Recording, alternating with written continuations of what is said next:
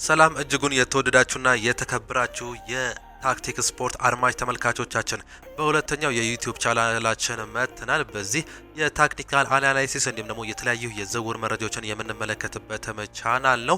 በዚህ ፕሮግራም ላይ ከምናነሳቸው መረጃዎች መካከል እንግዲህ በአሁኑ ሰዓት ላይ የዝውውር መረጃዎች እጅግ በጣም እየጦፉም ይገኛሉ። ስለሱ የምናነሳላቸው ይሆናል። እናንተ እስከ መጨረሻው ድረስ አብራችሁን እንድትቆዩ እየጋበዝን እኛ ቀጥታ ወደ ፕሮግራሞቻችን እንለፍ።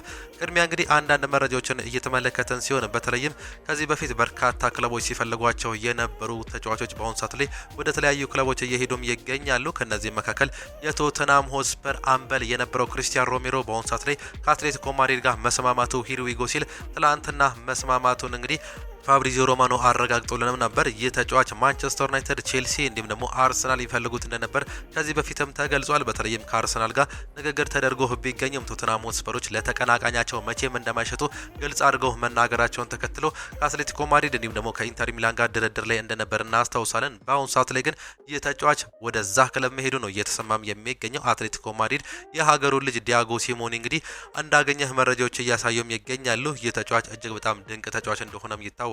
ነገር ግን አንዳንድ ባህሪው እጅግ በጣም አስቸጋሪ መሆኑን ተከትሎ ነበር እንግዲህ ይህ ተጫዋች ወደ ትላልቅ ክለቦች ያለማደግ እድሉ እጅግ በጣም እየጠበበም የመጣው። ማንቸስተር ዩናይትድ እንዲሁም ደግሞ አርሰናል ያልፈለጉበትን ምክንያት ይህ ነው ሲሉ በርካቶቹም ያነሳሉ። ሌላኛው ስለ ብራድኪ ባርኮላ የሚነሱ አንዳንድ መረጃዎች አሉ። ይህ ተጫዋች ሊቨርፑል እንዲሁም ደግሞ አርሰናል የሚፈልጉት ዋነኛ ተጫዋችም ነው። ከፓሪስ ሳን ጀርሜን የመልቀቅ እድሉ እጅግ በጣም ሰፊም ነው። ትላንትናም እንግዲህ በሱፐር ካፑ ጨዋታ ቤስት 11 ውስጥ አለመግባቱን ተመልክተንም ነበር።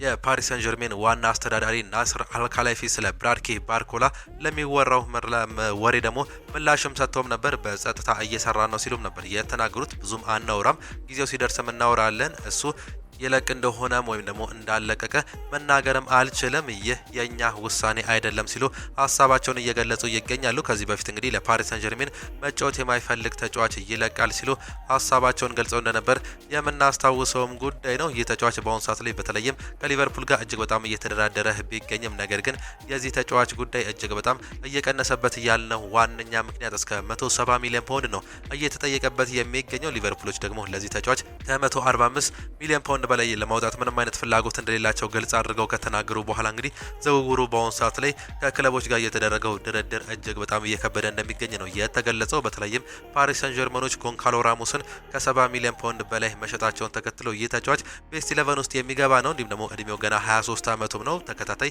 የአውሮፓ ሻምፒዮንስ ሊግ ማሸነፍ የቻለም ተጫዋች ነው። በዚህም ይመስላል እንግዲህ ይህንን ተጫዋች ከዚህ በታች አንሸጥም ሲሉ እየተናገሩም የሚገኙት። ይህም እንግዲህ እያከበደው እንደሚገኝ መረጃዎችም እያሳዩንም ይገኛሉ። የተጫዋች ምናልባትም ሳይጠበቅ ወደ አርሰናል ደግሞ ይመጣ ይሆን? ሌሎቹ የሚጠይቁትም ጥያቄ ነው። እንደ ቪኒሺየስ ጁኒየር እንዲሁም ደግሞ ሞርጋን ሮጀርስ ያሉ ተጫዋቾችን ያጣው የአርሰናል የክንፍ ተጫዋች ቦታ በአሁኑ ሰዓት ላይ ምናልባትም በብራድኪ ባርኮላ ሊያዝ እንደሚችልም ነው ፍንጮች እየወጡም የሚገኙት። ብራድኪ ባርኮላ አሁንም ቢሆን ወደ እንግሊዝ ፕሪሚየር ሊግ መምጣት እንደሚፈልግ ግልጽ አድርጎ ተናግሮ እንደነበር በተደጋጋሚ እየተነሳም ነው የሚገኘው። ሌላኛው ጄድ ስፔንስ ነው። ይህ ተጫዋች እንግዲህ ለቼልሲ እንዲሁም ለማንቸስተር ዩናይትድ ቀርቦ እንደነበር የምናስታውሰው ጉዳይ እንደሆነ በቅርብ ጊዜ ሰምተንም ነበር። በአሁኑ ሰዓት ላይ ከኢንተር ሚላን ጋር መስማማቱን ፋብሪዚዮ ሮማኖ አረጋግጧል። ይህ ተጫዋች በዓለም ዋንጫው ላይ እንግዲህ ለእንግሊዝ ብሔራዊ ቡድን ትልቅ ጥቅምን የሰጠም ተጫዋችም ነበር። ምናልባትም ማንቸስተር ዩናይትድ ሉዊስ ሃልን ማጣቱን ተከትሎ ወደ ጄድ ስፔንስ ይዞር ይሆን የሚሉ ጥያቄዎችን ቢያስነሳም ተጫዋቹ ግን በስተመጨረሻም ወደ ጣሊያኑ አሸናፊ የጣሊያን ሴሪ ሻምፒዮን ወደ ሆነው ኢንተር ሚላን ማቅናቱን ነው የተመለከትነው።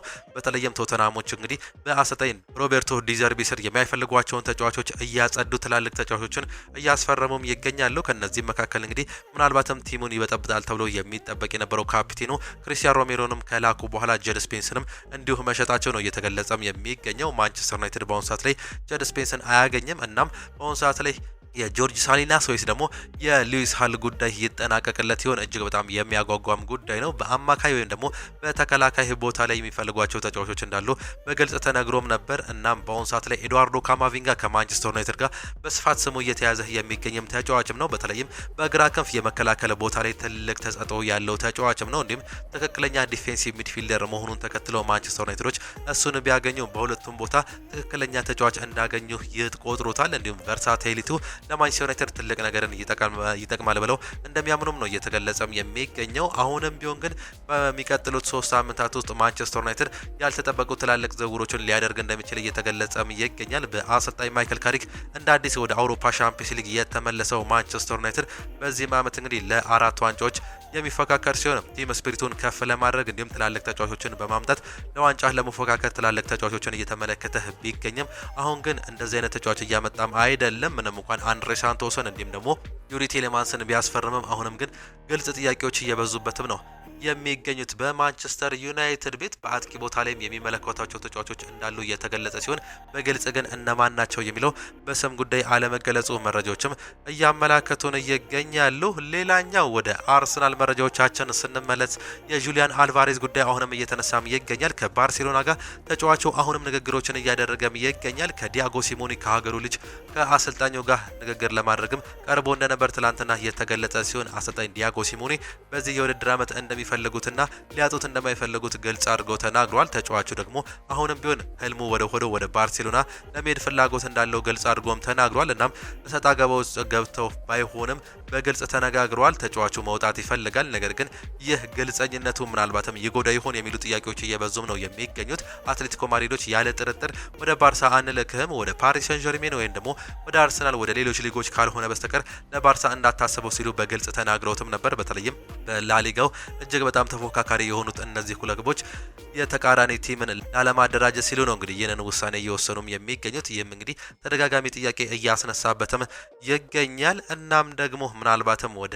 አርሰናል ይመጣ ይሆን ያልተጠበቀ ዝውውር ደግሞ እሱ ሊሆን ይችል ይሆን የሚሉ ጥያቄዎች እየበዙም ይገኛሉ። ከትላንትናው የአቻ ውጤት በኋላ አሰልጣኝ ሚኬል አርቴታም አንድ ነገርን አንስቶም ነበር። ተጫዋቾችን ለማስፈረም እየሞከርን ነው፣ ነገር ግን ቃል አንገባም ማለታቸው ምናልባትም የጁሊያን አልቫሬዝ ጉዳይ ይሆን የሚል ጥያቄዎችም ተደጋጋሚ እየተነሱም ነው የሚገኙት።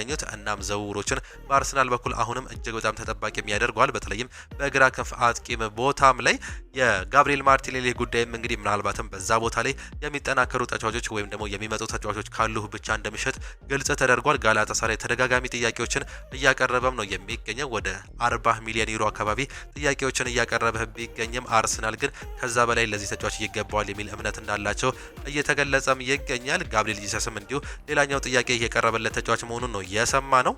ወደ ማንቸስተር ሲቲ መረጃዎቻችን ስናልፍ ማንቸስተር ሲቲ እንግዲህ በአሁኑ ሰዓት ላይ ሮድሪን ለመልቀቅ እየተቃረበ ሲሆን ሌላኛው ታዳጊ ወጣት ተጫዋች የሆነው ሞሮኮውን አዩብ ቡአዲን ለማስፈረም ደግሞ ከጫፍ መድረሳቸው ነው እየተገለጸ የሚገኘው። በአሁኑ ሰዓት ላይ ትንሽ ክፍተቶችን ብቻ ነው የሚገኙት። ያለ ጥርጥር ይህ ተጫዋች በዚህ የውድድር ዘመን ማለትም በዝውውር መስኮቱ የማንቸስተር ሲቲ ንብረት እንደሚሆንም ግልጽ አድርገው እየተናገሩም ይገኛሉ። ሮድሪ ከባርሴሎና ጋር ያለው ግንኙነት እጅግ በጣም እየጠበቀ ሲሆን ከክለብ ጋር ያለው ግንኙነቱ ወይም ደግሞ የግል ግንኙነቱ ሁሉ ነገር ስምምነት ላይም ደርሰዋል። ከክለብ ለክለብ ያለው ድርድሮች ከጫፍ እየደረሰ ሲሆን በዚህ ጊዜያትም ይጠናቀቃል ተብሎ እንደሚጠበቅ መረጃዎች እያሳዩም ይገኛሉ። ባርሴሎናዎች እሱን በሚያመጡበት ሰዓት ላይ እንደ ፌራን ቶሬዝ ያሉ ተጫዋቾችን ለመሸጥም ከጫፍ እንደደረሱም ይገለጻል። ይህም የሚሆንበት ዋነኛ ምክንያት ደግሞ አዲስ ኮንትራት የሚያስፈርሙት ከሆነ ለማንቸስተር ሲቲ 8 ሚሊዮን ዩሮ ይከፍላሉ። ይህንን ነገር ላለመክፈል ሲሉ ነው እንግዲህ ወደ ፓሪስ ሰን ዠርሜን እንደሚልኩትም እየተገለጸም የሚገኘው። ይህ ዝውውሮች በቅርቡ